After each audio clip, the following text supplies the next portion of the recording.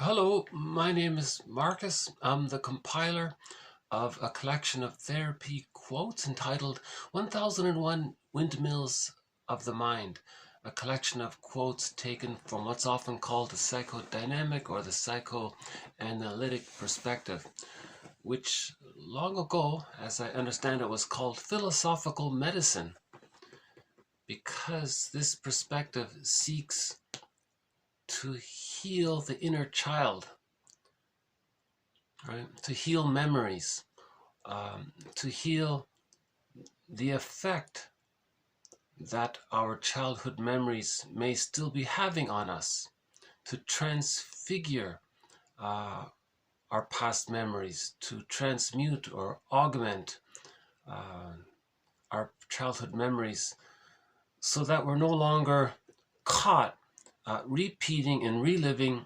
those painful childhood memories, still trying to master them over and over again like Sisyphus. So the basic theory is that if there is a traumatic script in childhood, meaning the child wanted to go through what's called the separation individuation process from birth to 3, right? So Mahler says that the psychological birth doesn't automatically take place with the biological birth, that there's this process from birth to 3, and there are various sub-phases. First, the baby needs the first sub-phase called the stage of social symbiosis, or the stage of undifferentiation, or the stage of fusion, sometimes called the psychological egg. Okay, it's an extended womb, an extended social womb, because humans come out, Homo sapiens come out. So we used to be Homo bodoensis, apparently.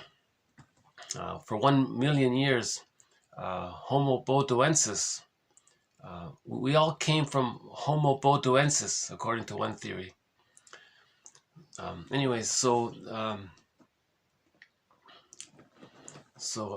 because humans come out of the uterus too early, nobody really knows why.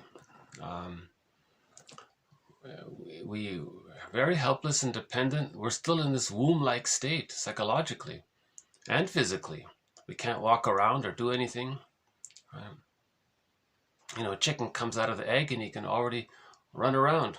You know, most, I think humans are the most dependent, helpless animals or mammals in the animal kingdom, I think. I'm not sure. At least one of them.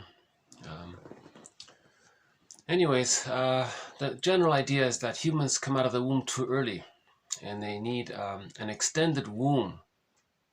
Right? This extended womb lasts approximately 4 to 5 months, according to Mahler. The range seems to be from 3 to 7 months at the latest. Now, during this extended womb period, it's called the stage of social symbiosis. The child still thinks psychologically that it's all around, that it's all about him. Everything there is to serve him. It's pure solipsism. It's just all about him, right? The narcissistic pattern, right? It's all about him. Everything around him is to serve him. Right? He thinks he's a little god, or you know, he has magical thinking. It comes from there, and so again, in the actual uterus, the baby doesn't even have to think that he has a need. It just gets met automatically. So he's really like a little god. Everything around him serves him, right? He's never frustrated. His needs are always getting met. So they say he's in bliss, they say. Now in the extended womb, this sort of continues. But this time, it's through the interaction with the mother. So the mother has to be attuned to unconditionally meet the baby's needs, just as his or her needs were met in the actual womb. They need to equally be met automatically in this extended womb. That's the theory about the stage of social symbiosis. Right. Now, to facilitate this from happening, when the baby's born, the mother's body, according to that book, Mother-Infant Bonding by Kennel, 1976, the mother produces lots of hormones to help the baby fuse with the mother. And at the same time, these very same hormones help the mother herself to be in touch with her maternaliness or her maternal instinct or her maternal libidinal life force feelings of being a mother. It sort of activates or kicks in for her. So she needs these hormones to help her to be a mother for the baby. So that's why when the baby's born, the baby, barring emergencies and special exceptions, the baby's meant to be handed to the mother directly in one motion to preserve the continuity. No disruptions, no shocks. The cord stays, the placenta stays, the baby's just handed to the mother. And the baby, many people say, has an innate expectation for the breast to be right there. And he may start feeding right away. And he's looking for the breast right away, apparently. So the mother's there and the baby's nursing already from the very beginning. So that preserves sort of this continuity of warmth and safety and feeding and so on as needed by the baby. Yeah. So in other words, a bottle would shock or upset the baby. Right? Now, some people say, well, if the mother's loving in every other way, maybe it's still okay. But other people say, well, there's no comparison between the natural warmth and the soothing from natural feeding as compared to some powder in a plastic bottle or something, you know. But anyways, the theory is the womb life, mind or whatever, is meant to continue for the first 4 to 5 months after biological birth. That's called a psychological egg entering into this second womb or this extended womb, this extended social interactive womb sometimes called a psychological egg. And his needs need to be automatically met in this second egg womb, just as they were met in the biological womb. Right? So no scheduling, and the mother has to be present all the time. One suggestion is the mother just stays in bed for 5 months and the baby sleeps on the mother and stays in skin-to-skin contact, and the baby has access to feeding as he needs, according to his needs. So there's no disruption there. And okay, hold on a sec. Let's see how we doing outside. Yeah, okay, clear, nice, not a bad day. Would you believe it's minus 15 degrees Celsius out there? With the wind chill, it's about minus 30. So it's actually pretty cold out there.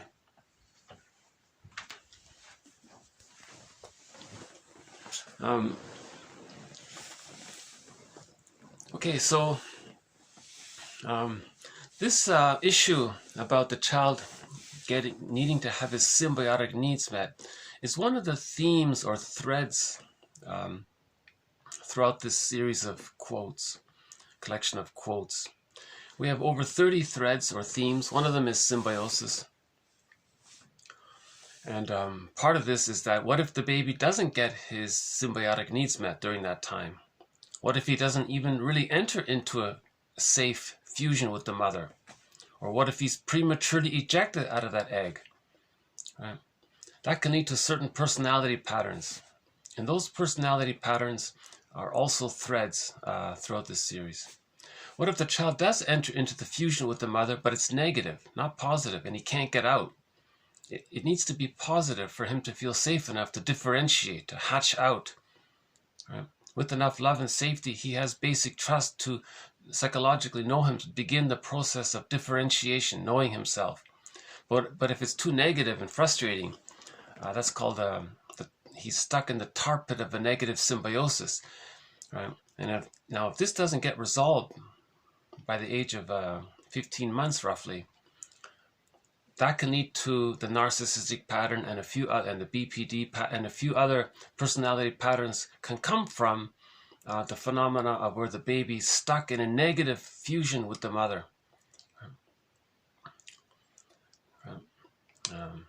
So we have a quote in this batch about the BPD. That's the Swiss cheese version of the narcissistic pattern.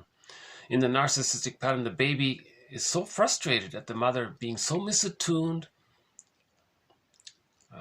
Maybe she's using the baby to comfort her and ignoring the baby's needs.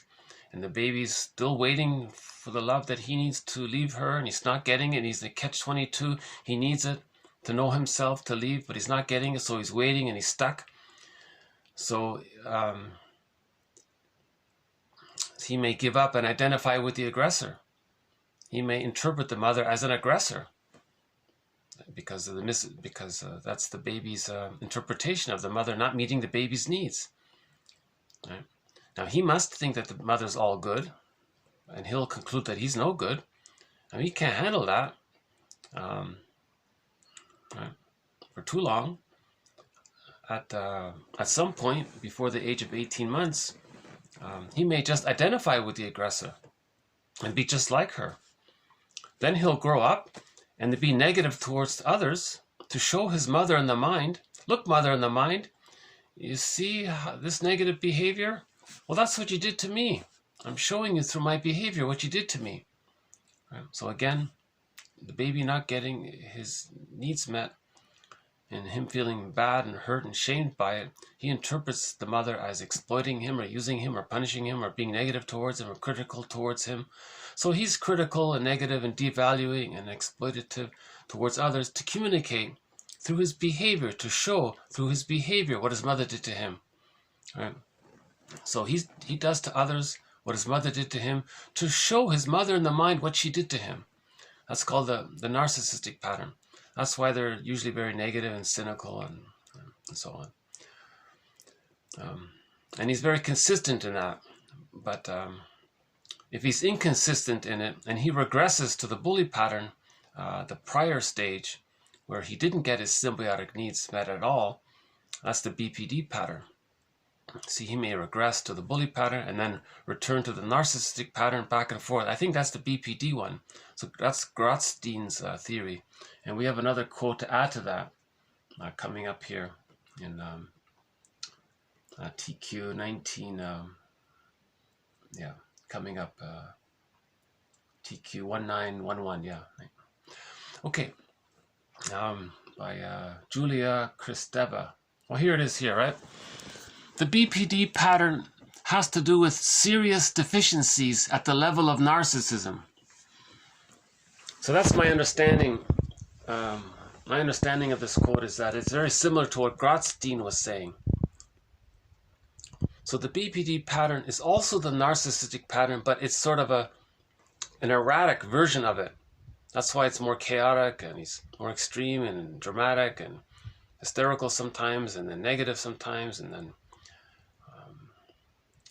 there's more of a inconsistency around his narcissism. So that's the BPD pattern. If the child does receive more love than frustration up until the age of 18 months, then he can still hold on to the original mindset of that he's not okay and mother's okay. That's healthy. That's okay. Right. Now, between 18 months and 36 months, if he's frustrated during that time, he can get stuck at that I'm not okay, others are okay mentality. That's the codependent pattern, the pleaser, the clinger, and so on. So there's this thing called developmental object relations theory, meaning according to where the fixation takes place. Fixation means the child needs love and support to advance. He's not getting it, so he's stuck there. If he's stuck there, he's just going to repeat that scene of where he got stuck over and over again to see if he can get unstuck. So he's frozen there. He wants to warm it up and move to the next stage, so to speak, right? So if he's fixated at the rejection level of not getting his symbiotic needs met, that can lead to the hostile provocative attachment style, the bully pattern, the Iago character, full of envy and spreads rumors of, right? He doesn't even have Iago. There's some of the symbiotic character disorders. And there are a few other troublesome personality patterns that spring forth if the fixation or the arrested development takes place prior to 5 months, the age of 5 months. If the child is in a symbiosis, but it's negative and he can't get out, that's the narcissistic pattern. It can be the devaluing narcissist. There's a variety of I noticed there are a variety of ways this narcissistic pattern can take. There's the exhibitionistic, there's the closet, there's the more devaluing, there's the BPD, and a couple of others. Now let's say the child is lucky enough to get more love than frustration past 18 months, but then the trouble takes place between 18 and 36 months. He's still holding on to the original "I'm not okay, mother's okay." In those earlier prior ones, prior to 18 months, the child thinks that he's not okay and mother's okay. If it's too painful there, he identifies with the aggressor, and then he says that he's okay and others are not okay. But when he says that others are not okay, he's doing to others what his mother did to him, to communicate what his mother did to him. So when he says that he's not okay and it's too painful, it's repressed, he then projects it outward and sees it outside and then says others are not okay. So when he says that he's okay and others are not okay, he's mimicking his mother. Okay, he thought that the mother thought that he was not okay. Now he's doing what she said. But the difference is he sees himself onto others and then says that he's okay and others are not okay. So from the baby's point of view, mother was okay and he wasn't okay. Now if he identifies with the aggressor, where is he? He is then seen outward. He adopts her philosophy for himself, then he says that he's okay because he's the mother. The mother was okay, he becomes her, so he's the mother, he thinks like her, so he can then say he's okay, right, because he's her. Now where's him? Him is seen outward onto non-threatening, safe, innocent, peaceful others, right? Because when they were a child, they were non-threatening, safe, peaceful, innocent children. So they look for safe others. People are friendly or safe, in whatever form it takes. They're basically non-threatening or safe. Then they say how bad they are, but they're talking about themselves because they're mimicking their mother. So when they do that, they're trying to. One theory is they're actually trying to show up the mother. They're trying to tell the world, look, world, you see how negative I am towards these innocent people or something. Well, when I was a child, I was innocent, and my mother did these negative things towards me. And I'm showing you through my behavior what my mother did to me. So he's trying to express his anger at his mother by showing her up, by mimicking her. So his rudeness and all that, he's trying to say that his mother was rude to him. Right? So hurt people, right? So we have one quote from Alice Miller, where do emotional abusers get their ideas? Well, from their childhoods, kind of thing. So they're trying to show up the mother. Right?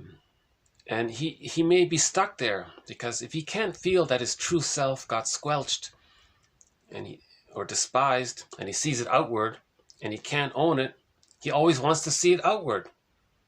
So that constant activity of always wanting to see it outward, that can lead to prejudice.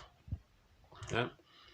Because if he sees his unloved self onto others, identifies with the aggressor and says how bad others are, because of the fusion in his mind, he feels like the victim. Then he feels justified into thinking that the safe person that he just hurt is the aggressor, is the mother. So he can flip between the devalued self and the rejecting mother. He can simultaneously identify with both, flip them, and then attribute them to the other. So he's negative towards others, right? Because he wants to preserve the repression in case he can't feel it. Yeah? So that's a defense mechanism. So projection is a defense mechanism. To not feel what's within, you say it's out there. So blaming is a defense mechanism. Right? So he says it's outward. Right? So when he does that, he identifies with the aggressor, sees his unloved self onto others, and then says others are bad.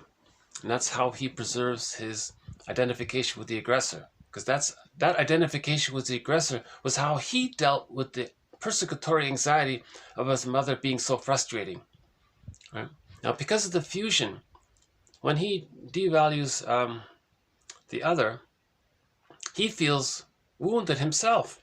In his psychic emotional realm, he feels wounded when he hurts the other. Now he identifies, he flips, he identifies with the wounded inner child, and then projects the abusive mother, himself, right, in his mind, onto the other. Now the safe victim is the abuser to him. You see? So he hurts others and thinks that he was hurt by them, and now he's justified to hurt the other. And that's prejudice can come from that. So that's one theory about it. Yeah. Again, the baby and the mother are fused. His self-concept, his self-image, it's like a little circle. Right? His concept or image or cluster of memories of his mother, it's blurred. It's like a circle. They're fused. It's like blurred. It's like two overlapping circles that meld into one blurred circle. Like two clouds that blend into each other. They're blurred. The child doesn't know where he is, who he is, his mother is. Things are blurred like that. Right? So if he temporarily identifies with the aggressor blurred part, okay, he sees his devalued self blurred part onto others, but because it's still within, it's a secondary delusion that it's out. He just sees it. It's a secondary delusion that it's out. The other person is a person in their own right. Right? They're not them. They're not their mother. The other person is a person. Right? But they will emotionally regard that other person in their unconscious fantasy as the unloved child. They identify with the aggressor, be shaming and negative towards them.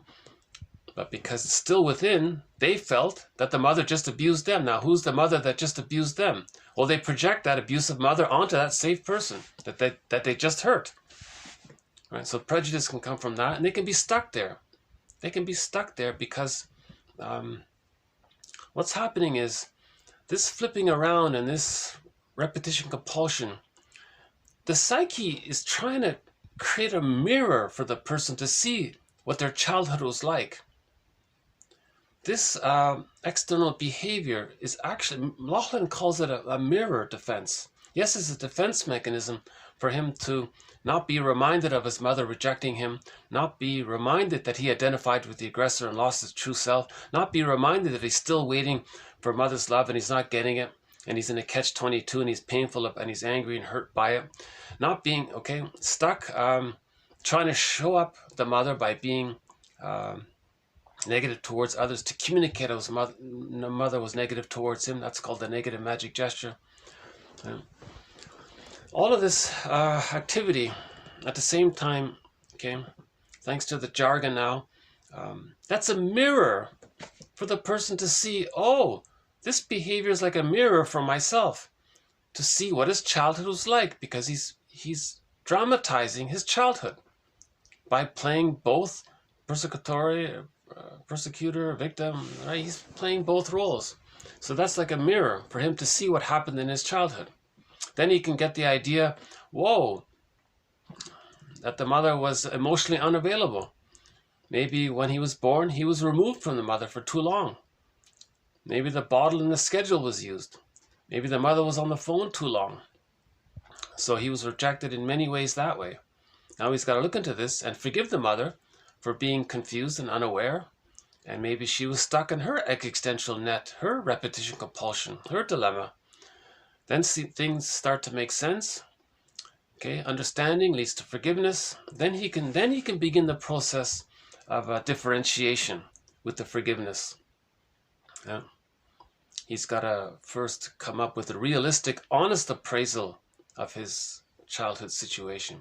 Then he can differentiate. If he's in denial about his childhood situation, he does what's called splitting and projection and negative magic gesture, repetition compulsion and reaction formation. Right? Splitting is the main one. Right?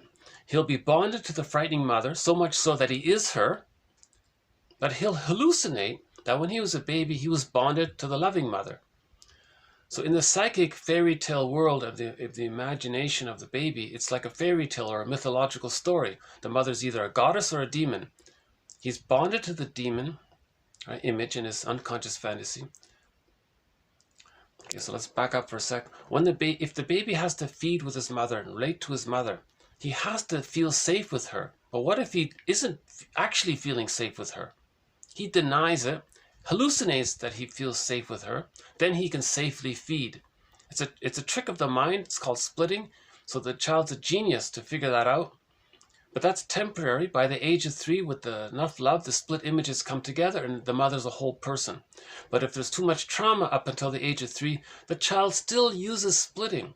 Again, all defense mechanisms are maneuvers of the mind to deal with anxiety. The baby feels immense persecutory anxiety if he has to try to feed from a concept of a rejecting mother, and he's angry at her. And at the same time, when he projects his own anger onto his refusing mother because of the fusion, he sees his rejecting mother as like a bad witch or something. He can't feed if he's so terrified. Yeah. So he has to trick himself. He denies that the mother's rejecting, and he hallucinates that the mother's all good. Right? That's called splitting. Now, if that's unresolved by the age of 3, and he's still using it, right? Splitting precludes mourning. Splitting precludes whole object relations, access to the real self. He doesn't get his golden ball. He doesn't get his real self and the capacities of the real self. Because if he's still using splitting, the reason he's using splitting is because the mother was more frightening than loving. And because of that, he has to stay bonded to the frightening mother. Why would he do that? Because he needs her love to leave her, and he's not getting it, and he's in a catch-22. He needs mother's love to differentiate. Okay, so that's why he's waiting for it. Okay, now if he doesn't heal this himself later on, and he's still using splitting, he can become a curmudgeon late in life, right? Because splitting doesn't allow mourning. Again, the psychic structure needed for mourning is whole object relations. Splitting precludes whole object relations. Right? He can't mourn another if he is the one. If he feels like he's mourning himself, because he is the mother in the mind. So the psychic structure is he needs differentiation, that there's 2 people. He has to mourn another person. He can't mourn himself, but he's mourning himself in his template of his relationships. He has an internal template of relationships, and he is the other, so he can't mourn the other, because he didn't differentiate. The way to differentiate is to heal the splits, but he can't heal the splits, because splitting means the reality was he was more he received more misattunement with the mother than satisfaction with the mother. So splitting precludes mourning. So if a person doesn't mourn losses in life, that can lead to pathological nostalgia, melancholia, complicated grief, aggravated grief, prolonged grief. That can lead to soul loss, emotional fatigue, burnout, the symptoms of PTSD. Now you have Now you have the onset of developmental trauma. That leads to PTSD. Now he's got PTSD, and that can lead to the person becoming a curmudgeon late in life. The curmudgeon is bitter, stingy, miserly, greedy, irritable. Why is he so angry? He's not an elder contributing to the next. He's not an elder. Why is he so bitter? Because he's still waiting for mother's love, and he's not getting it. That's why he's so angry. He's getting older and older, and he's still waiting and waiting. It's as if he's saying to the mother in the mind, look, mother in the mind, I waited 70, 80, 90 years for your love, and I'm still not getting it. Where is it? How much more longer do I have to wait for you to send me your blessing so I can be myself? He's talking to a ghost in his mind. He's not getting it. But that's what he's still trying to do.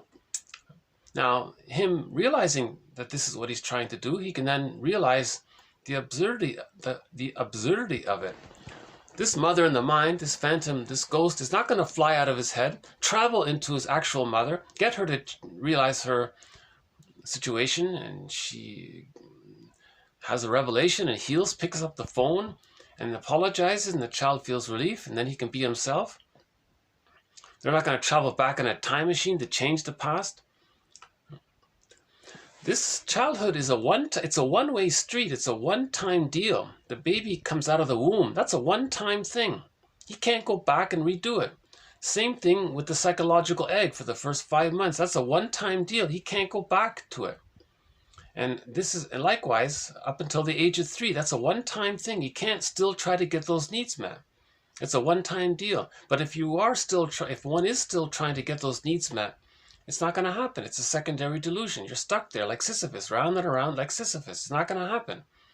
That's why we pause, look at it, and then realize, and oh my God, then we mourn the losses. When we mourn, okay, when we learn and understand, then we have the strength to mourn. Then we do for ourselves what was meant to happen naturally with a secure attachment style with the mother. Okay, that's called man's main task is to give psychological birth to himself. Okay, it's also called the second journey. Okay, so at midlife we go on the second journey, as discussed in Alan Chinnon's books. Once upon a midlife, in the ever after, beyond the princess. Actually, that book is called Waking the World, and Beyond the Hero. So Beyond the Hero, Waking the World, in the Ever After, Once Upon a Midlife by Alan Chinnon. He gives psychological interpretations of middle tales, the midlife audit, from 40 to 60 roughly. So this second journey, this so-called hero's journey, okay, that's Joseph Campbell's term, that's confusing. So let's just stick with the second journey, or the midlife audit. So this midlife audit, it's part of adult development. There's not only child development, there's adult development.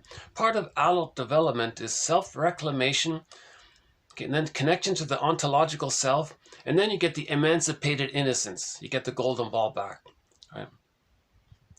Then you become an elder, and then there's generativity, right? So that's part of adult development, as discussed by Chinnon. Roger Gould has a book on it as well, and others.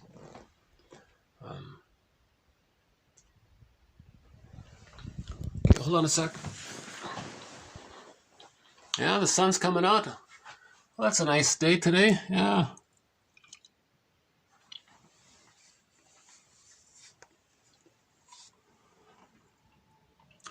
Okay.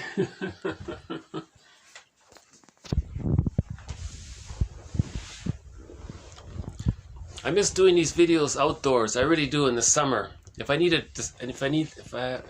distract myself, like if there's a mosquito or something, I can turn the camera and show you a seagull flying by or something.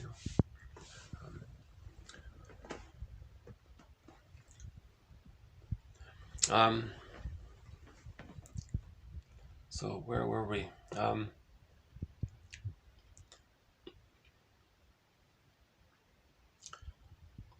I forgot where I was going with that. Okay, anyways, the work of, so I was a little bit talking about Margaret Mahler's, one of our mentors in this series is the work of Margaret Mahler. Yeah. And so while I'm on the topic, so the mentors for this series are Margaret Mahler, Melanie Klein, William Fairbairn, Karen Horney, Edmund Bergler, and James Masterson. And Robert Bly sort of makes a guest appearance now and then. And we have some excellent quotes from other psychoanalytic authors like Guntrip and Solani and Ogden and Philip Bromberg and a few others. And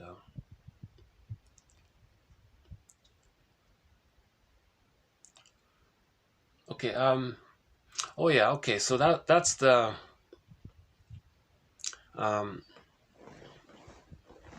so I've mentioned up until this point briefly about identification with the aggressor, the negative magic gesture, the projection, the repression. These are all threads that run throughout this series. So every major defense mechanism is a thread in this series. A lot of these defense mechanisms are meant to be existential hearsay by the age of 3. You see, they're meant to be existential hearsay by the age of 3. The baby just temporarily uses these maneuvers of the mind because of his small size. The mother's this giantess in the nursery. He feels immense anxiety, so he's got to work it out in his mind. How is he going to survive this giant relationship with the giant that he's totally dependent upon? No mother's perfect. She's bound to slip up. He's got to figure this out in his mind. Now, if the mother's more loving than frustrating, it's easy to do. Everything's okay. That's called a secure attachment style, right? Good enough mothering, right? An ordinary devoted mother, good enough mothering. But if the mother is more frustrating than loving, then he still uses all of these emergency maneuvers of the mind, like the moral defense, right? identification with the aggressor, splitting, doesn't mourn losses, taking refuge in the grandiose part self, okay, fusion with the omnipotent other, okay. So now his false self, okay, he thinks that's who he is. That's why he's very easily angry if you even ask him a little question. He thinks, oh, because the false self comprises of taking refuge in the grandiose part self, fusion with the omnipotent other. Okay, so up until the age of 18 months, the child has his innate true potentialities, that's his true self.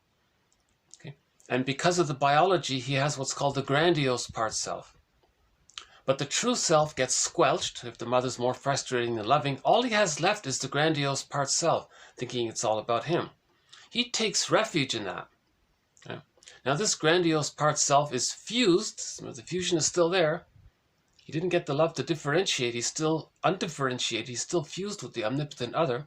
The omnipotent other is this grand, omnipotent, powerful. So that's why he thinks he's so powerful and great, and it's all about him. That's the false self. His true self, okay, his unloved self, he sees outward. Not only does he see his unloved self outward, he hurts others, all right? Because that's how he stays loyal to the mother in the mind, because he is the mother in the mind. He's become her, and he's staying loyal to her. So in other words, to preserve his bond to the negative mother, he's going to do to others what his mother did to him to stay loyal to the mother in the mind. Now, the mother in the mind is not going to respond.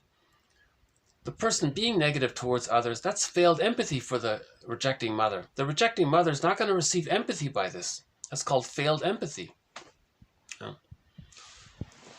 And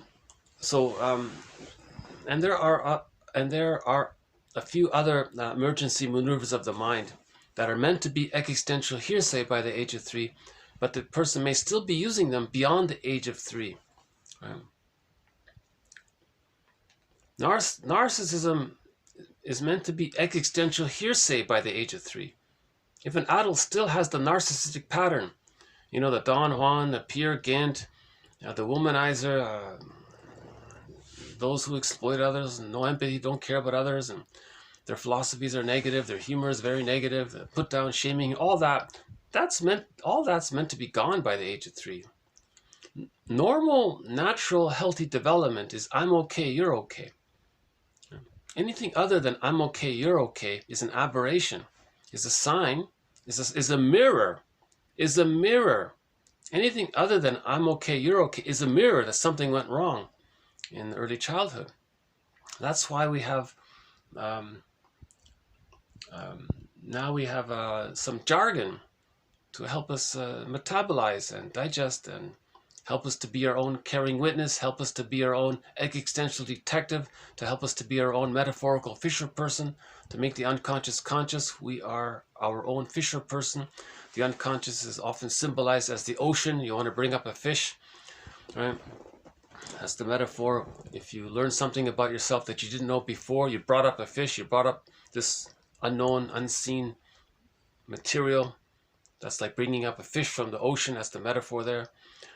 Charles Burke says we want to unpick the threads of a traumatic script and use those threads to weave a new script. Is it Melanie? He said, psychoanalysis, always searching for the egg in a basket that's been lost. So we're trying to weave this basket so we can find the egg. Heal the split so that we can find the key, and then we get the gold. We open the door and we get the cage and we get the golden ball back. Right? So the golden ball, we lose the golden ball. Robert Bly says by the age of 5, most people have lost their golden ball. Right? It's in a cage. The cage is locked. It's in the unconscious. You need the key. Where's the key? The key is under mother's pillow. Where's mother's pillow? There is none. You have to create it. Well, how do you create it? Well, you start with your false beliefs about the mother. Okay? In the unconscious, you think she's a god. You don't realize that you're bonded to a frightening image of her, and you sort of consciously think that she's a goddess. You got to heal that. Bring those two sides together to a realistic, honest assessment. Not that she's either a goddess or a demon and you deny one, Right? You're denying half your mother. You have to see her as an ordinary whole person. That's creating a pillow. Right? Then you get the key. The key is under mother's pillow, but you have to create mother's pillow. Okay, another way of saying creating mother's pillow is healing the splits. But you have to identify this unconscious ambivalence that we're denying, right? That's why on Mother's Day, mothers should send letters saying the truth. That'll help heal the splits. Father's Day as well. So once we get a realistic, honest assessment of our relationship with our parents and our childhoods and understand them and forgive them, then we get the key.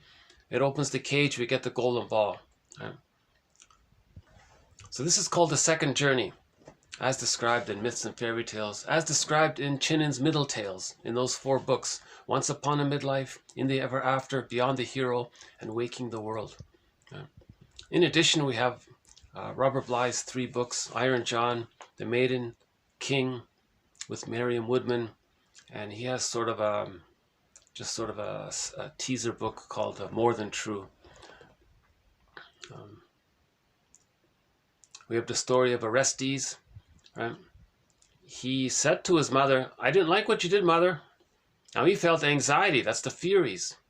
Athena said, "Okay, you're right, Orestes. You're right to say that you're angry at your mother for what she did, for using you and not being there for you. You're right to express that anger towards your mother." So Athena supported Orestes. The furies, his persecutory anxiety, became the gentle ones. So in the beginning, he was afraid of the furies. Okay, he persisted in the hero's journey, in the second journey. Then the furies became the gentle ones, the gentle feelings, the sentries. They protect him. You feel, therefore you are. So he got his feelings, so that protects his identity, right? He got his ontological self. Odysseus, similar idea. Right? Odysseus went into the hell scene. He saw in the hell scene Agamemnon. That's a symbol for how he betrays his feelings. He saw Jocasta, how the mother had to use him. He saw Sisyphus. When he looked into Sisyphus's face, it was his face. So he saw how he was repeating it. So he learned about how he was Sisyphus, how he betrayed his feelings, and how it occurred with Jocasta. Right? Then he left the hell scene, and he realized this is difficult to find himself. And he felt a temptation to give up. That's the image of the sirens. That's the voice saying, "This is too difficult. You can just stay. You can just be a mama's boy. You don't have to grow up. Just be right. You don't have to grow up." And he said no. So he tied himself to the mast, and another version is he put wax in the ears. He didn't listen to it. So he resisted that temptation to regress and give up, and he continued. Right, moving on. In the last video, we played that song, Moving On. And Gabrielle has a song called Picking Up the Pieces. We have roadmaps for the second journey called Middle Tales. And the story of the Odyssey and Orestes. And a few of the tales that Woodman and Bly discuss. But I would start with Chinnon's work, to be honest. I think... Anyways, numerous places to start with. Speaking of starting, why don't we start with today's videos here? So in this batch of quotes, so again, we now have over 1,900 quotes in this collection, 1,900 quotes from this psychoanalytic perspective. This is the perspective that helps us to link our repetitive behavior to when it began, and then to see it in the here and now and be aware of it through that recognition. So these quotes are helping us to identify the patterns, to see when they began, and then to recognize it. Right? And then we can make new choices. Right? Then we can weave a new script. Right? So we're unpicking the threads to weave a new, healthier script. Okay, so we are resuming development. We're healing the inner. We're healing the inner child and helping the inner child to grow. So we are our own parent now. This is called self-reparenting. So the second journey, another way of saying it, is self-reparenting. We didn't get parented properly in the beginning. Well, like Robert Bly says, well, maybe next time. Too bad. You know, there's not much you can do about it. So we have to reparent ourselves. Right? That's called the reparenting movement, or the self-awareness movement, or the mythopoetic movement, or the know thyself movement, or the mental hygiene movement, or the emotional hygiene movement, or the spiritual hygiene movement. Wilson calls it the moral revolution. The moral revolution is to heal ourselves. She means to reparent ourselves. To reparent ourselves. To give ourselves what we didn't get, what we needed. To not do to ourselves what our mother did to us. And not do to others what the mother did to us. You gotta hit a pause on this, and you know, and then whoa, and then you see, otherwise this just leads to intergenerational trauma. This gets passed down to the kids, and they do it to their kids, all sorts, right? So we're trying to heal intergenerational trauma. Okay, let's just move on with the first quote here. Okay, let's begin with TQ 1907. Okay, the analyst aims at creating a transitional space so that the client can experience her or himself as being creative. How do you create this space so that they don't feel themselves to be a passive object of the work? So if someone sees the therapist or the friend or something, they may unconsciously project good mother onto the friend or therapist, and they're now the passive child, and they think they're going to get the love that they didn't get, and they're going to be passive. It doesn't work like that. The therapist can't be the surrogate parent. Right?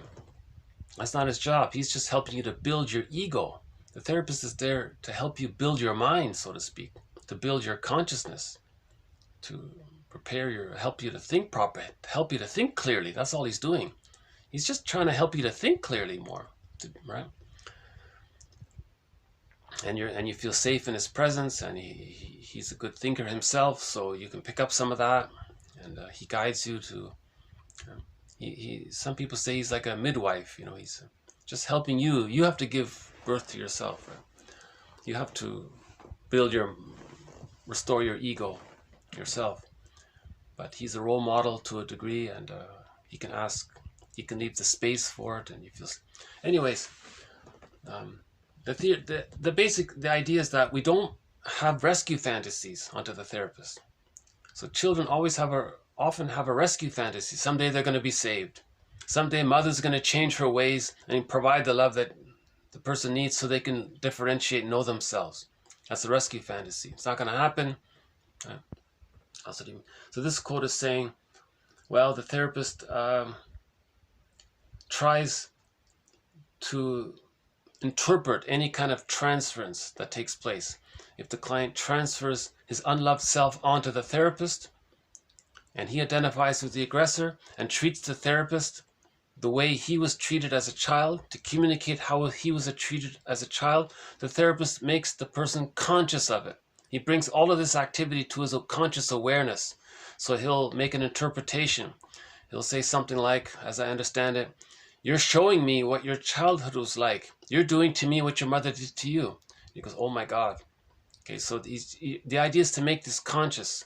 He's not supposed to do some secret, quiet collusion and I'll be your parent and I'll give you what you didn't need. And that doesn't work. It can't be done. He can't get his needs met. Greed is insatiable.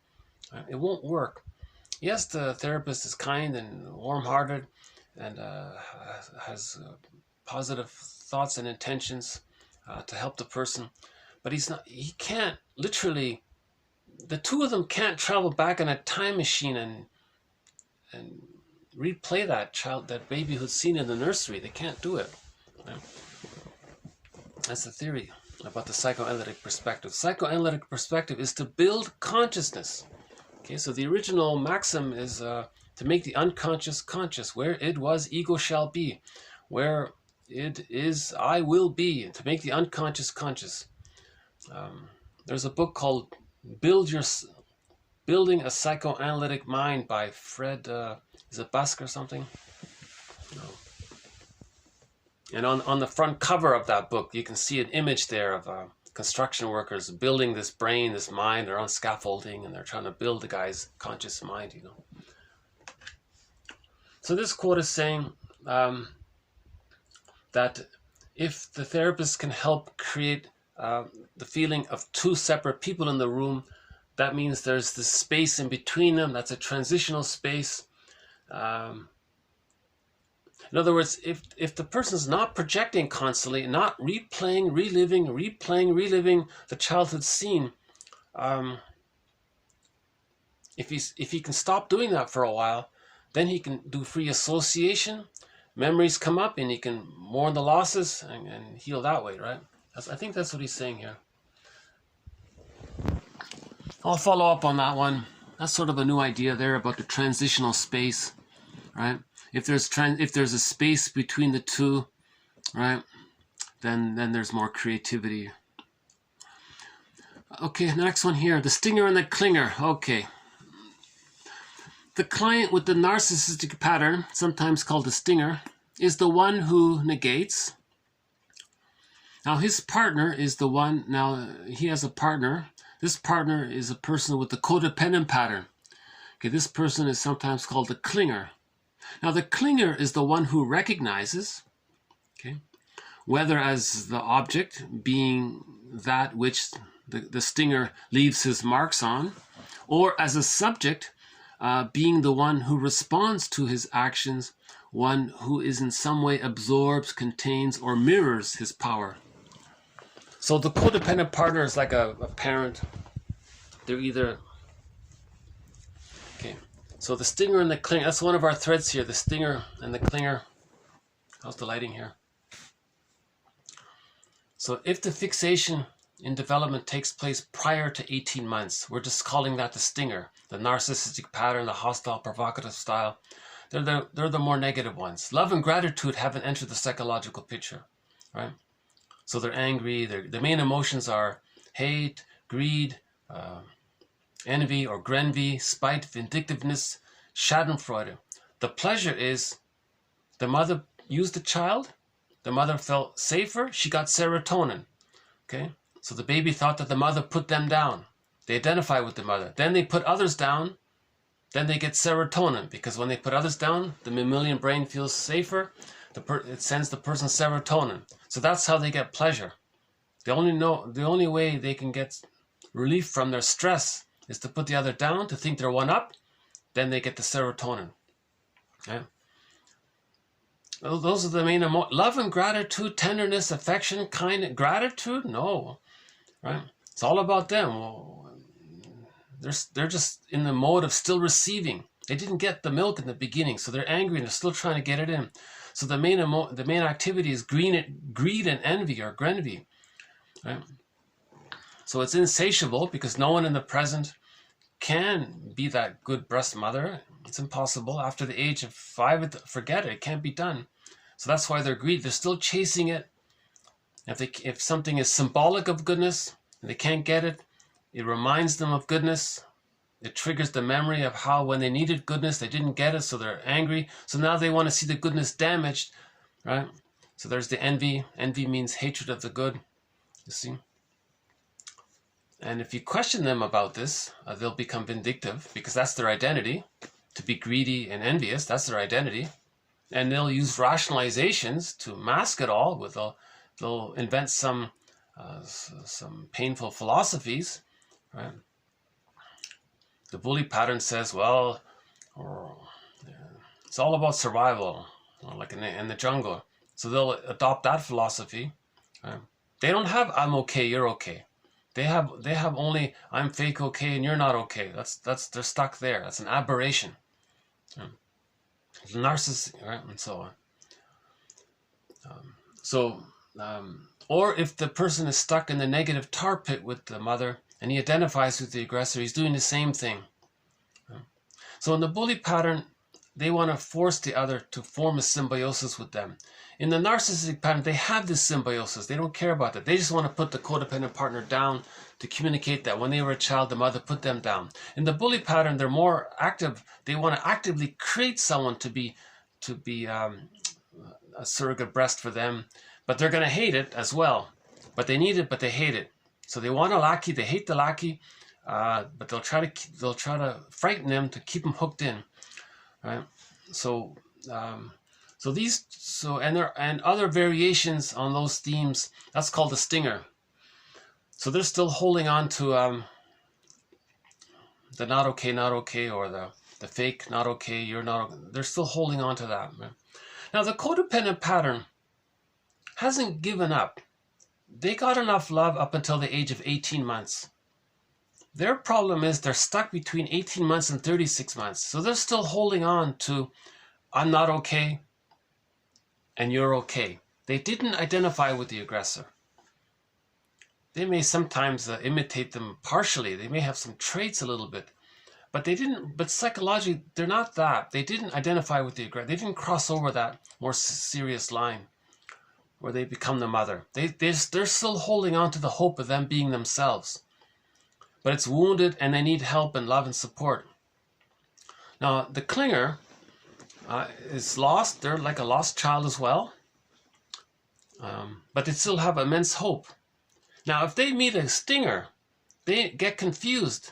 Because they think they're not okay and others okay, they'll look at a stinger and use a rationalization called sweet lemons. They don't think that the other stinger is negative. They say, no, it's sweet. It's not bitter, it's sweet. So they lie to themselves to have a connection to what they think could be a good parent. Now, the stinger is thrilled. They say, oh, this codependent pattern wants to mirror me and take care of me and be nice to me and be so servile to me. They say, well, that's great. Then they have a number one that's they're entitled to constant milking, right? But they're really sad. But mainly they're satisfied is because so that they can put the codependent partner down. They're thrilled to have someone to express their hate on, because when they express their hate on their codependent partner, that preserves the bond to their mother in the mind, because that's where they're stuck. That's called the stinger and the clinger relationship. These marriages usually become like sour milk. Usually what happens is that the codependent pattern finally wakes up. A lot of these songs, actually Gabrielle has a lot of songs about this, saying, I tried to create mutual. We recently played a song called A Cold Sober Moment. She says, I tried, one of us is trying, you're in denial. Can you do some self-reflection? Can you see it there? Can we have some mutuality here? He says, no. You're just there to serve me, and I'm going to put you down. I want my cake. I want you to take care of me, and I want to be angry at you and eat it too. So he wants it both ways for him, because he's still in that baby mode, where he's angry at his mother, and he still needs mother's love, and he's stuck there, and he's never satisfied. So the codependent says, no, that's not what relationships are about. Relationships are about mutuality. The narcissistic pattern. So the codependent pattern will finally leave. The narcissistic pattern, they might get the idea, maybe it's better if he finds another person with a narcissistic pattern and they form a kind of a hate alliance where, a prejudice alliance where they bond over a shared projection of hating others on the outside. So those two are bonded over hating someone else on the outside. So they'll always talk about how, fill in the blank is so bad, and they bond over that. So in Helen Fisher's model, that's she calls that what is it, the builder and the builder or something? No, that doesn't work, right? Anyways, let's just stick with the stinger and the clinger, right? So the clinger is the one who's trying to absorb the stinger's anger, trying to contain it, trying to help him, trying to mirror his power. It doesn't work. He's never satisfied.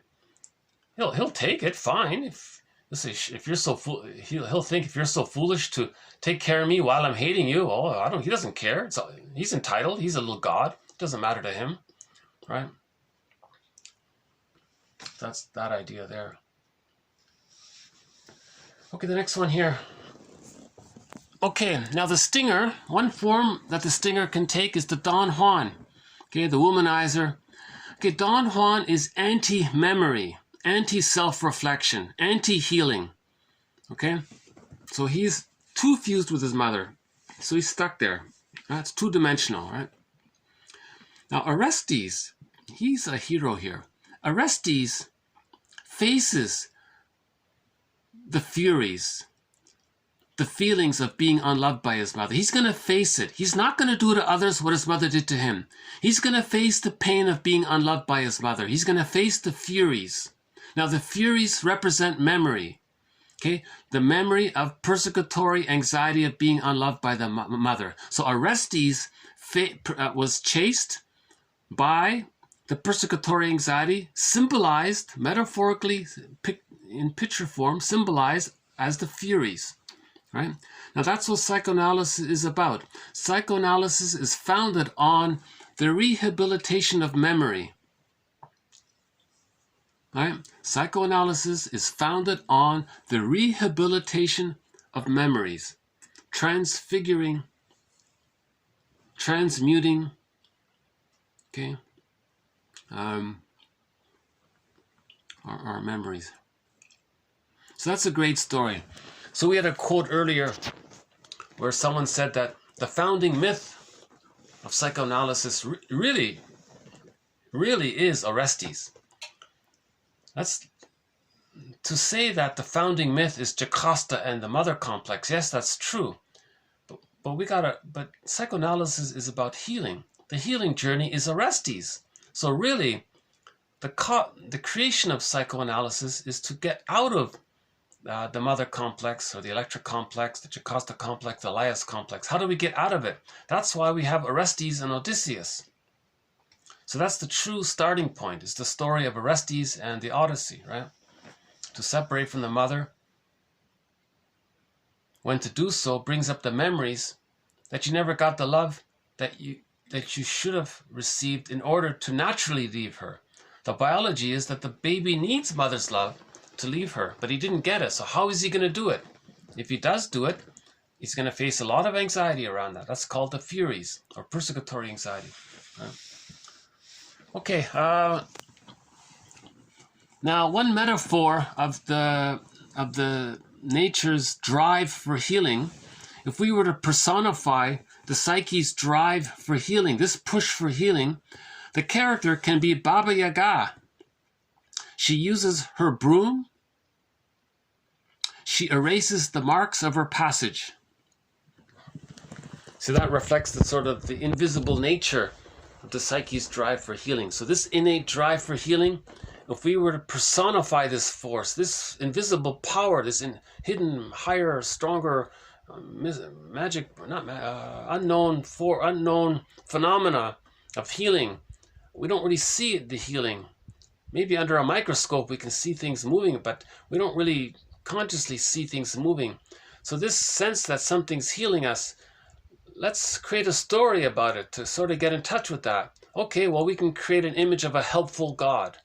Okay, so in some fairy tales, this character is called Baba Yaga. Yeah. Robert Bly and Marion Woodman, they like to talk about Baba Yaga. Okay, we already talked about the BPD pattern. So the BPD pattern is sort of the Swiss cheese Don Juan, right? So the Don Juan, the Peer again, they're pretty consistent in their negativity. They're consistent in their hate. They're consistent in their pessimism. But if they ever have doubts about it, they may become ugly, and then they feel better. Then they go back to their consistent hate. So that's like why it's more dramatic there with the BPD. Okay. So here's a question here. Can someone other than the father help the child transition out of the fusion with the mother? Yes, certainly. That's why I say a third party, who could be a therapist. The problem is, how can a mother gain access to this third party? So in normal, natural, healthy development, if the baby gets enough love from the mother, he will differentiate out of nature's way.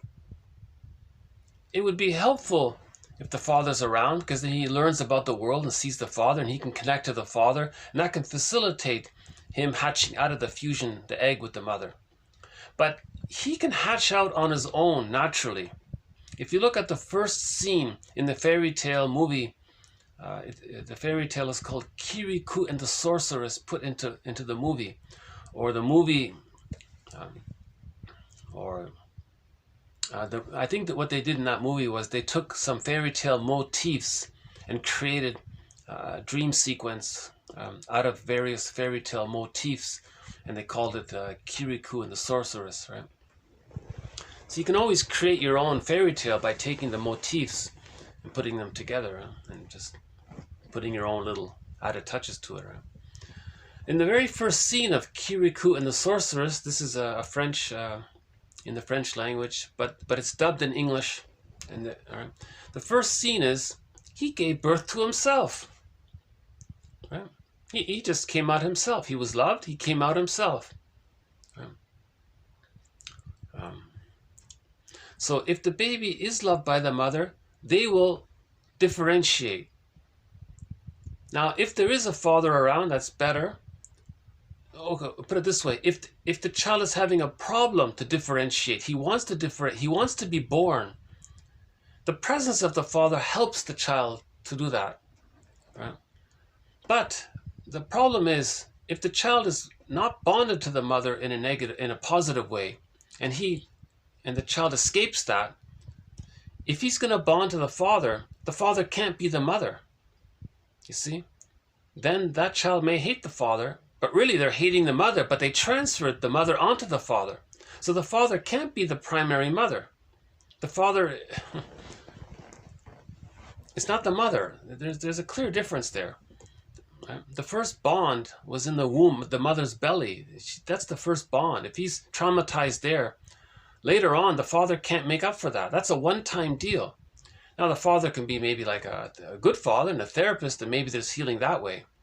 But if the father is misattuned, he may just be re-triggering the child's pain with the mother, and he's angry at now the child is angry at the father all the time and ignoring the mother, kind of thing.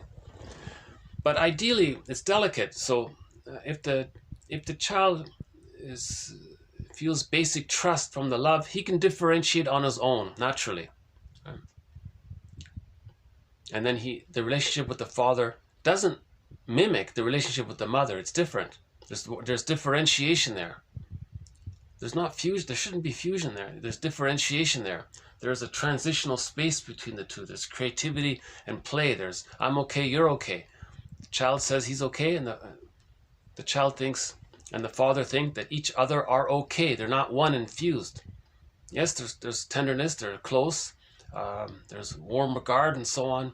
But they're not fused like that. They don't read each other's mind. There isn't this telepathy. There isn't this, they know what the other's thinking even though they're in another city. There isn't this kind of telepathy or fusion with the symbiosis, right? There's psychic boundaries there. They have that differentiation. Right? Some people call that ESP, right? It comes from there.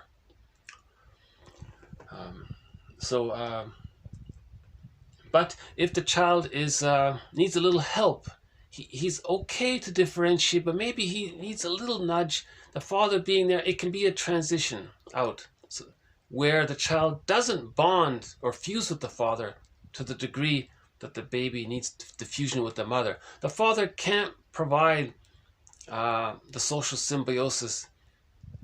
That social symbiosis is only from birth to 5 months. That's it. Right?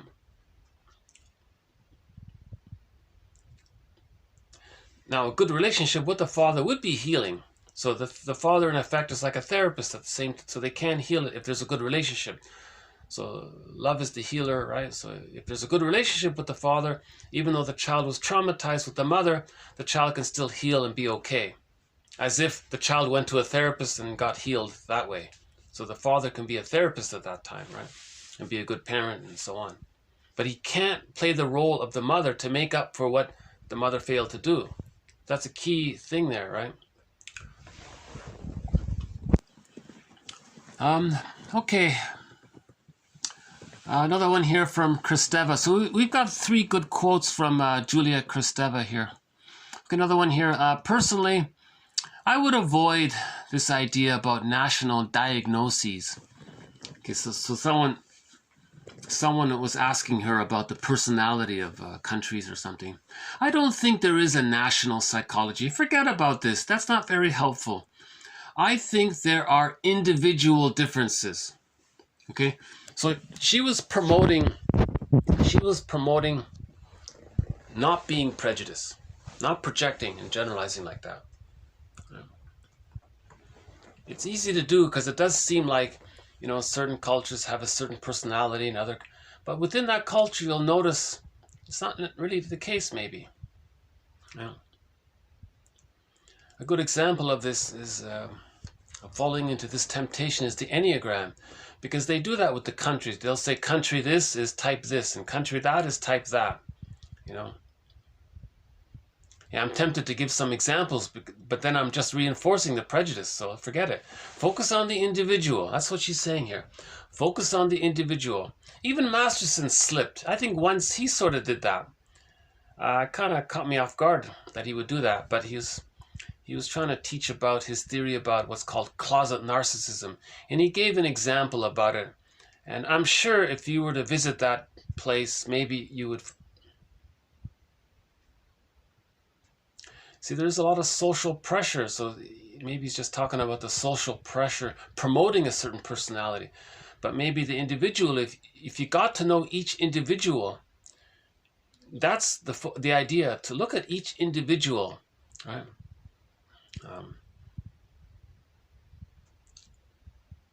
In other words, healing is individual. Each individual works towards healing, right?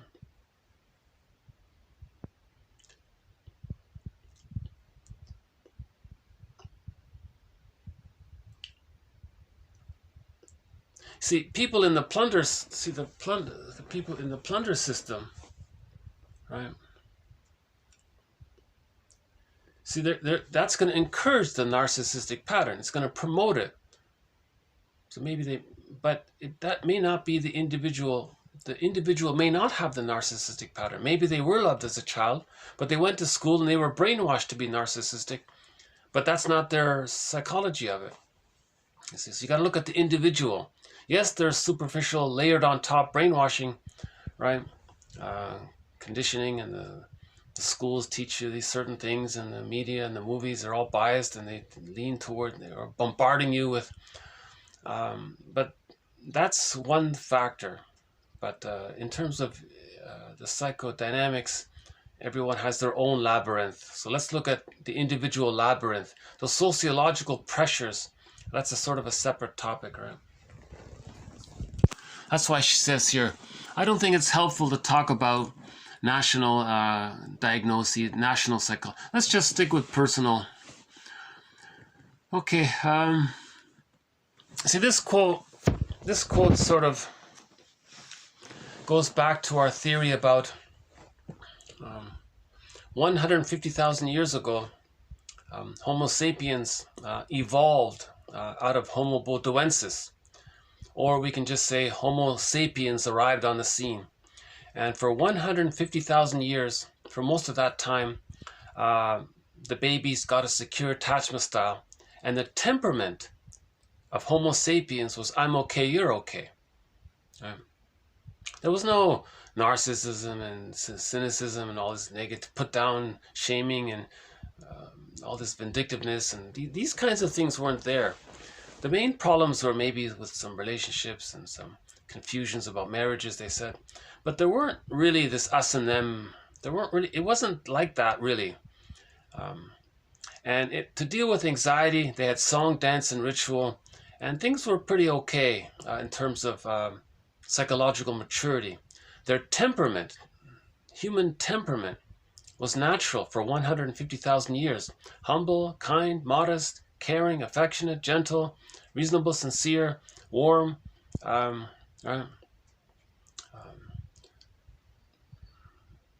These aberrations weren't really there. But then they said that because every baby got a secure attachment style, the mother carried the baby and she was attuned. So the baby felt ontological safety, they got their ontological connection, they got their key, they felt connected to themselves, so they felt okay with themselves. Right? Because they got the love, because the mother carried the baby around, things like that. But 10,000 years ago they said, okay, hold on a sec, let's see. Yeah, okay, it's still nice out today. Oh, look at that. Oh, this is one of the nicest winter scenes here. Yeah. Splendor in the winter. Splendor in the snow scenes. Okay. Can you see the water there across the way? Yeah. It's nice, huh?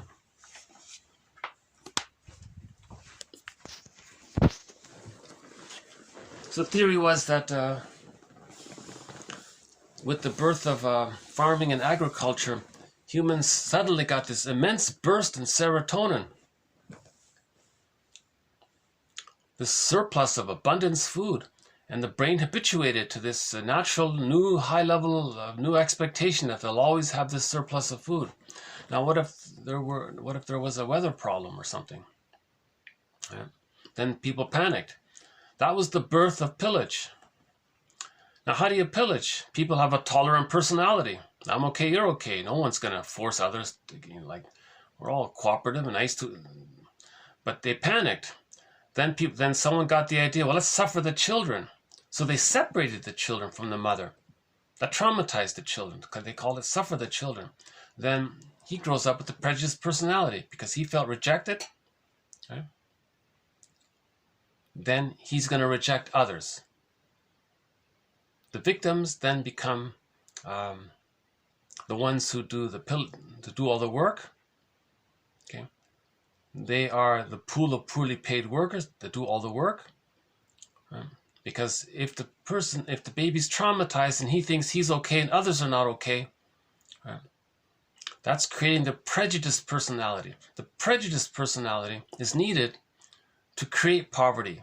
And then from the poverty, you have a pool of poorly paid workers and they do all the work. And that's the pillaging goes from that. Now, but the psyche is Baba Yaga within everybody's trying to help the person heal. So people panicked. Whoa, we don't want them to heal. We traumatize them. Isn't that enough? They're healing. Well, how do we block them from healing? Then they invented religion. Religion promotes repression. Religion promotes the prejudiced personality by promoting repression. So they invented religion. So the song, dance, and ritual got co-opted, and they got changed and distorted, and they invented religion with creeds and dogma. They used fear and elements because they want to promote the repression and promote the us and them mentality, because religion often talks about us, and they replay the fairy tale, goddess and demons, so they're promoting the splitting. Religion promotes the splitting. That promotes the prejudiced personality. That promotes the us and them, the victims of the pool of poorly paid workers, billions of people on $60 a day, horrible lives. Unnecessary. But maybe it's all a mistake. Maybe not a mistake. Maybe it's just a misunderstanding. We weren't aware 10,000 years ago when we discovered farming what effect it had on our brains. Maybe we weren't aware of it, and we just panicked out of that. But we started to reflect about it gradually over time. Right? And then we have various ancient philosophies and the myths came along to teach us about traumatized psyche. Myths and fairy tales describe the traumatized psyche. We created these stories following the birth of agriculture. I don't know if before agriculture they had such kinds of stories. So fairy tales and myths in the past were told by adults for adults. So fairy tales and myths are were psychology. To acknowledge the traumatized psyche, because we're trying to heal the splits, so we got to acknowledge the splits.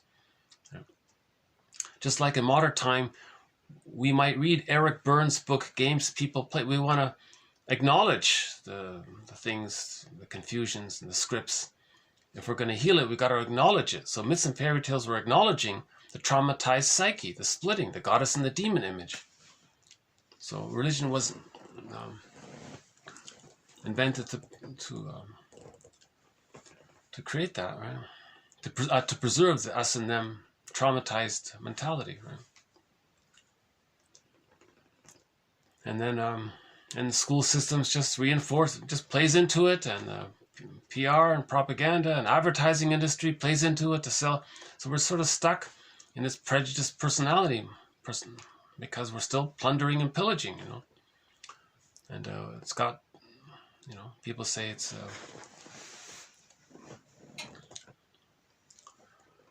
you know, it's self-defeating to keep on doing that. So she says here, it's more helpful to focus on individual healing. Okay, let's just move on. Okay, she says here, there is work to be done at the level of free association. At the level... Okay, so by the way, this sort of mini rant or discussion is not really a thread in this series. But we have a thread in this series on the psychodynamics of prejudice. But a couple of months ago, a quote said that you're being too one-sided if you only talk about repression, projection, identification with the aggressor, the doublethink, the fusion, being the aggressor, feeling like the victim, and then rationalizing that they're the bad one and you're the victim, even though you're the aggressor. These kind of psychodynamics, he said, you're too one-sided. You got to look at the sociological side. So then I started a sub-thread on the sociological side that may contribute to the prejudiced personality. So the sociological side was this theory about what happened at the birth of farming, the panic, the serotonin, inventing a religion to promote repression, to get the poor people, the poorly paid workers, to do the plundering, and we're sort of stuck. So we have a sub-thread on the psychology of religion, and the purpose of religion is to promote the prejudiced personality, because religion is a tool for the plunder and the pillage, right?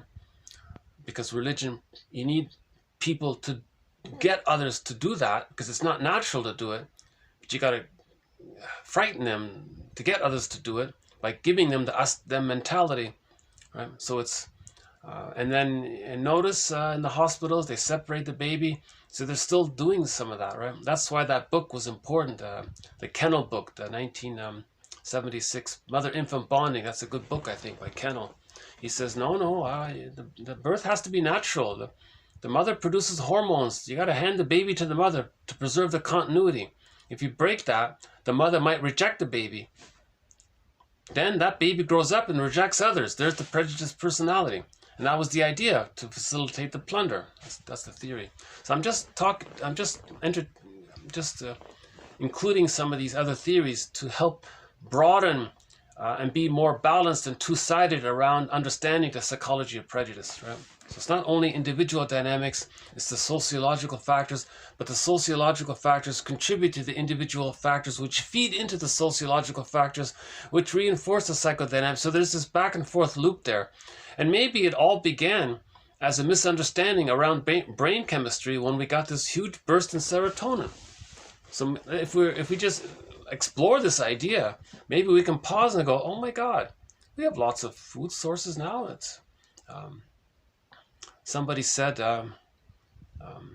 we have way more food than we need. Somebody said, but out of our prejudiced personality, we're not sharing the food, and we're not doing things right because we want to still. There's a whole thing around that, right? So we have to heal the prejudiced personality and get back to the I'm okay, you're okay mentality. That's natural, normal, healthy development is I'm okay, you're okay. And apparently we had that. For 150,000 years we've had that. And I would venture to guess that Homo bodoensis had it as well. Because they were around for 1 million years. Homo bodoensis was around. And they evolved to us. So we are Homo bodoensis 2.0. We're the advanced version of Homo sapiens. Right? Now, the Homo sapiens is to better preserve and protect I'm okay, you're okay, let's say. But then we discovered farming, and then we lost. No one is saying we go back. You can't, just like an individual person can't go back to childhood. We can't travel back. So no one is saying it's about going back. Let's just understand how we got here, and then make choices, right?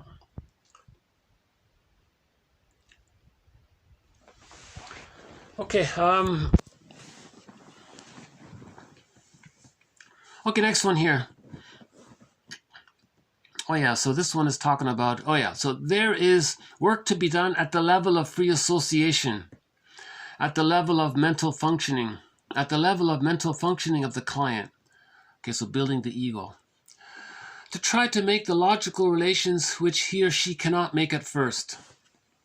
Okay, so trauma fragments, right? So the linking is broken, right?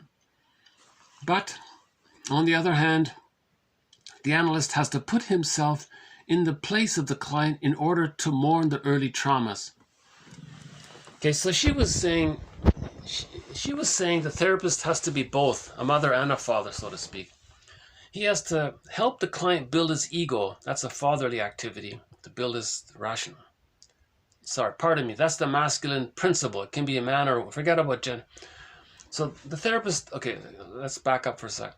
The therapist does two things. He helps the client build his ego. Okay. When the client starts to relive and some of those memories come up, okay, so when he's experiencing that old trauma from childhood trauma, the therapist then has to be present. It's more about his beingness. That's something that the mother does for the baby. So the therapist is analytic in his mind, but then when that's the first part, you build the ego, but then when the feelings come up, the therapist's role switches a little bit and he steps back and he's just more present, in like a symbolic good mother would be present to a scared baby. So that's what she means there. So repair the ego, build a psychoanalytic mind, and then be a caring witness. So grief is healed when it's witnessed by a caring other. So the therapist is also a caring, empathetic other, as need be, right? Okay, another one on prejudice here. Prejudice, one of the most massive projections of our times, has been developed by man. Okay, so poverty is man-made, right? But that doesn't mean that there aren't women who are also prejudiced. So just a little footnote here. Women can be equally as prejudiced as men. It's not about gender.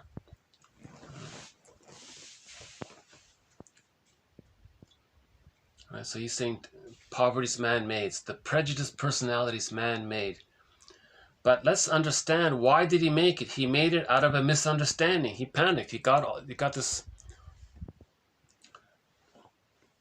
I guess it'd be like if he gave like let's say a traumatized child in an orphanage suddenly got a check for $1 billion. They may be erratic around it. Maybe they might do foolish decisions because they're so traumatized. Maybe something like they didn't know, so they got this huge windfall, and maybe then he panicked around how is he going to keep it. Then he does harmful things to keep it. He doesn't have his self-identity. He should be very happy with the windfall, but he's got personal problems, and he's panicked emotionally. He's irrational in his emotions because he's so traumatized. So let's heal if he can heal the trauma of his childhood, then he can enjoy that windfall that he got. So similar idea. Humans were like that 10,000 years ago, maybe. Maybe that's an approximate analogy, something like that. Okay, I don't like the word feminism. I prefer to say the struggles of women. The worried woman's bookstore. The struggling woman's bookstore. I just followed this up on Robert Bly. Someone invited Robert Bly, asked him if he wanted to open up a bookstore with him. And he said, what do you want to name it? Robert Bly said, so the first person, I want to name it the Whole Man's Bookstore. Robert Bly was annoyed at that. He said, are you kidding? A new age name like that? Let's call it the Worried Man's Bookstore. That's more realistic. So in a similar idea here, this one is if it's for women, we might say the Struggling Woman's Bookstore. She says if you use the word feminism, you're sort of reinforcing the premises around, you're you're actually ironically promoting the prejudice. She doesn't like the term because it partially gets misused and misunderstood, and it has the effect of actually promoting the thing it claims to be healing from. Although maybe she's wrong, maybe she's right, I don't know. I just thought it was an interesting comment. Okay, we'll do one more here. Okay, let's just do another little stretch here. Okay, we'll do one more quote here on the work of Eric Berne. Eric Berne.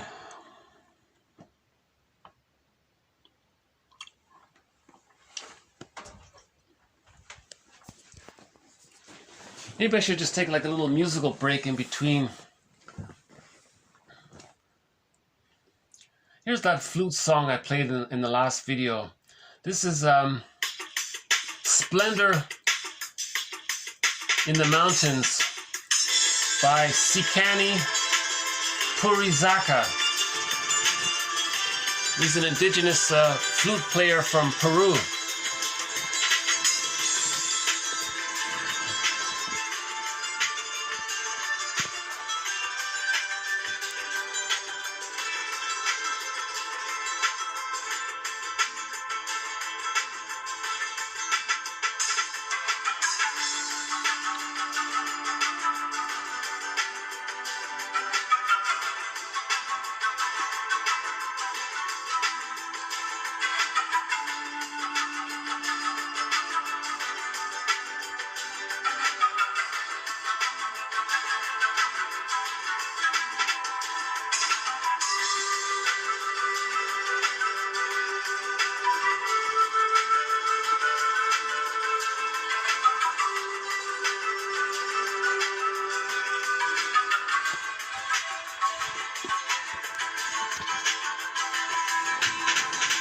I hope I've been coherent enough up until this point. I feel like I'm trying to cram a lot of material in, and maybe I'm not being as coherent as I could be. So that's an ongoing project on my part to present these quotes as coherently as I can.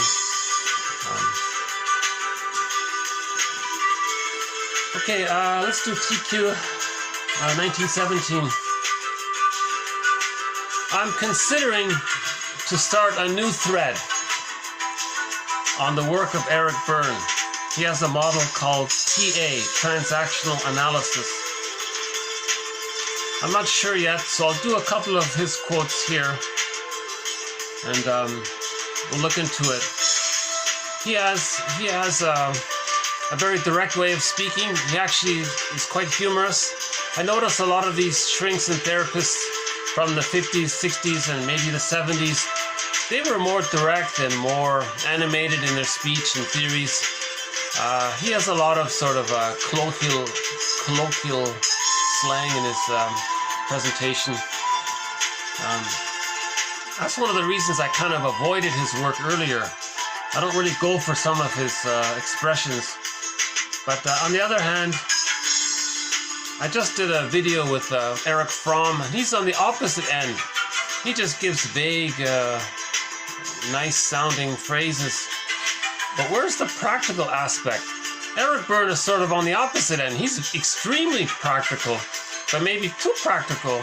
But let's have both. Let's have some nitty-gritty in the psychoanalytic perspective, and let's have some of the broader vision that Erich Fromm has. But let's have some of the details that Eric Berne has. Oh, two Erics. We got the two Erics. Eric Berne and Erich Fromm. Oh, that's interesting. I just noticed that. So the one Eric has these broad vision, and this other Eric has some of the details here.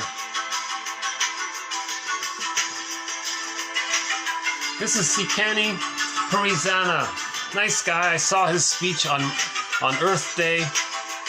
You know, he was saying, you know, look at this beautiful Earth here. You know, it takes care of us and feeds us. And indigenous people use the metaphor of their mother, to the baby. They transfer that, or they borrow that experience and adopt the metaphor that the Earth is like a Mother Earth. So why don't we appreciate that? But see, Wilson says, well, if you're unconsciously angry at your mother, and you associate the Earth as Mother Earth, then you're gonna be angry at the Earth. So you're gonna plunder and damage and spoil and pollute and hurt the Earth because you're unconsciously angry at your personal mother. So she was saying some people project their personal mother onto Mother Earth. But indigenous people don't do that. They have a good relationship with their mothers. They have a healthy, happy relationship with their mothers, right? So that's why they have a happy, healthy relationship with the Earth, right? So he's speaking from his perspective. But Wilson was saying we don't have that. We're the